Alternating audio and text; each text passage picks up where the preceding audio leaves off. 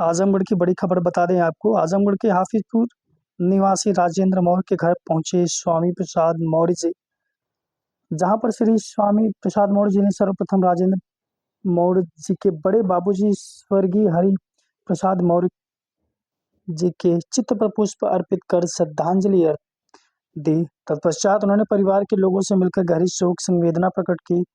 आपको बता दें कि हरिप्रसाद मौर्य का 10 सितंबर 2025 को उनके छोटे भाई श्री प्रसाद का स्वर्गवास 25 फरवरी 2025 को हुआ था। इस अवसर पर राजेंद्र मौर्य, प्रेम मौर्य, वीरेंद्र मौर्य, जितेंद्र मौर्य, गजेंद्र मौर्य, दिवाकर मौर्य, शिवा सागर, मयंक, आदित्य, पंकज, रणधीर, प्रहलाद, राजेश के साथ बड़ी संख्या में मित्रगण व ग्राम वासी मौजूद रहे।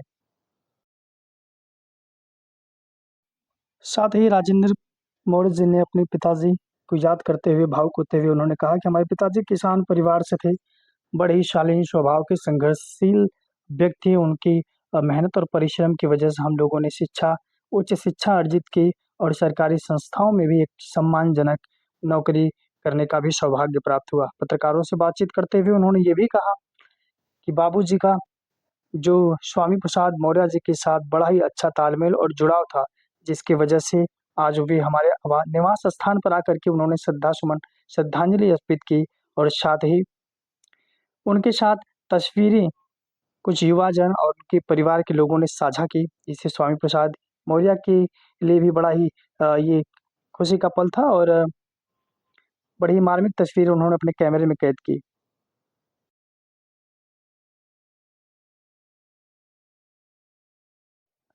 साथ ही उन्होंने ये भी कहा कि युवाओं की वजह से ही देश के लिए विकास भी हो सकता है और युवाओं की अच्छी शिक्षा, रोजगार और स्वास्थ्य की व्यवस्थाओं की पर ध्यान अगर सरकार देती है तो हमारा देश उन्नति की तरफ जाएगा।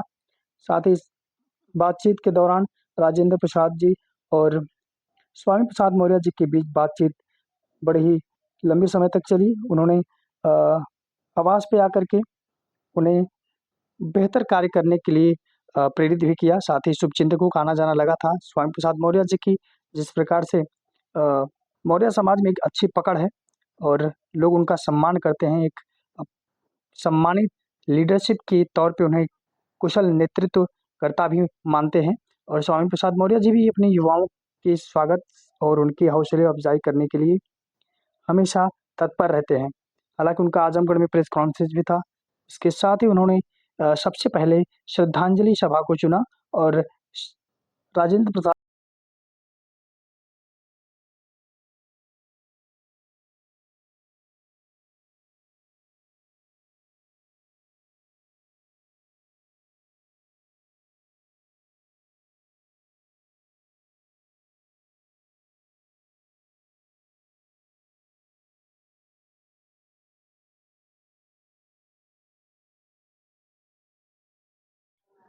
श्री हरिप्रसाद जी की तस्वीर पर पुष्प अर्पित करने के बाद स्वामी प्रसाद मौर्य जी ने